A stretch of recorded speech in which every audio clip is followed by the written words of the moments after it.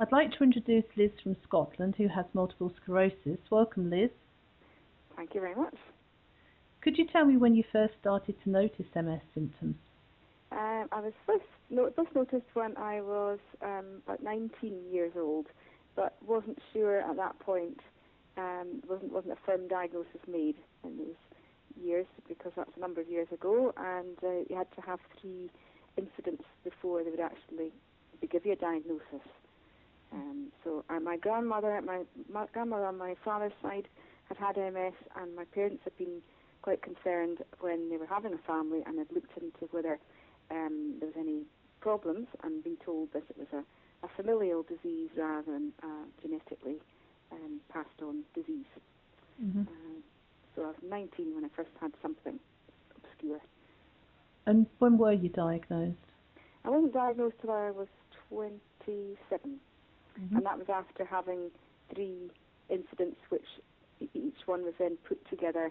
They were all quite strange, but the final one, fortunately for me, was quite a classic thing to happen, and in that I had that optic neuritis.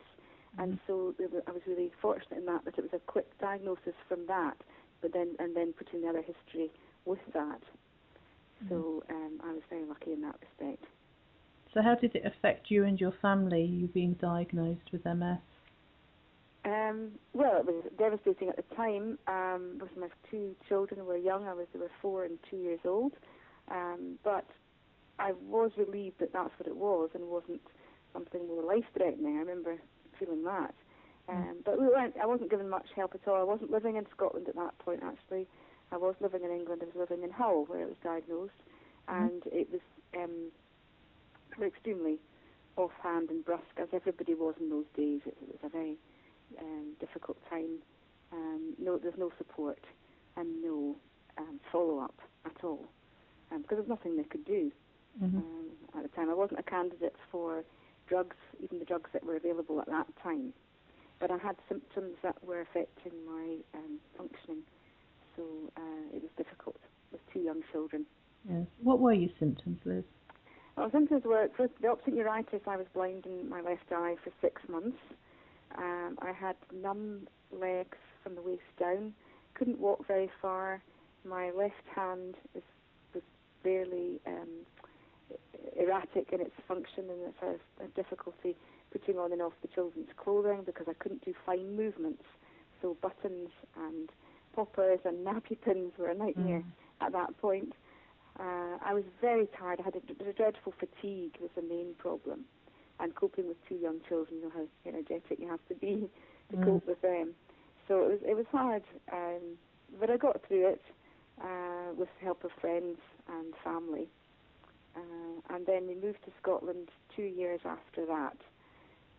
And that's where actually I met, because there's far more people up here with MS, I actually hooked into a group in Oban, where I live in the west coast of Scotland, and got a lot of help and support from that group. And my story then goes on to going into the alternative side of helping MS, and that is using hyperbaric oxygen therapy. So I've done that now for 27 years.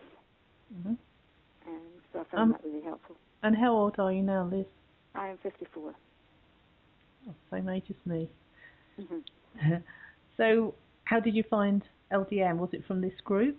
Yeah, no, LDN, I've been looking over the years at various options, because the hyperbaric is good. It helps to keep you stable, but I was constantly looking for something that I could use just to get me a bit better, because the symptoms have deteriorated over the years. My walking is very poor. Energy levels were really low. Although I do work 2 days a week, I'm a midwife, so I was fairly energetic getting out cars with that. But I found LDN. I looked on it's not advertised in the Pathways magazine, which comes via the MS group, it's the national group, and was very interested. I read all the stories and followed that up. And then we have a doctor in Scotland, in Glasgow, Dr. Tom Gilhooly, that really pioneered it here in Scotland. So I went to visit him and to took LDN and had a fantastic response within 10 days. I must say, it just transformed my life at that point, because I hadn't been very well at all. I'd had a very bad summer. 2 years ago, I was definitely not well. It was a very hot summer here in Scotland, and I don't do very well in the heat. Even our heat doesn't have to be exotic heat. So I was very, very low in mood and very heavy limbs. Felt as if I was wading through porridge all the time and couldn't get up in the morning. I was just absolutely flattened, even though I'd slept all night. And I went to this doctor in Glasgow, and he did some blood tests and advised me to look at a dairy-free diet to reduce inflammation, which I've tried. I'm not very strict on it, but I do watch the dairy intake, and he gave me some supplements. Got my vitamin D level checked, which was actually very low. So I got on supplements and the LDN, and within 10 days the LDN had made such a difference. I felt like I turned the clock back 10 years. It was amazing. So I've continued taking it for the last 2 years. I haven't had any I haven't had more and more improvements, but I'm certainly stable, relatively stable. I'm happier with what I'm now able to do. And I'm walking a little bit more, so that's good. I can do probably just under the mile without dragging my feet. So that's a huge improvement. So I'm not going to run a marathon or anything like that, but I might manage to do a bit more walking, and I can certainly cycle again, which I wasn't doing. I really enjoy that. So if you had to score your quality of life before you started LDN on a score of 1 to 10, 10 being the highest, what would you say it was before LDN? I would say it was about 4. And now? And now I would say 8. And that's in how long? But in 2 years. 2 years. That's really good, isn't it? Mm-hmm. Did you have any introductory side effects when you started? Nothing at all. No, I got started on 1 ml daily, and I've just gone up to 2 mLs, and I've maintained my fault. So I was actually 4 days without it.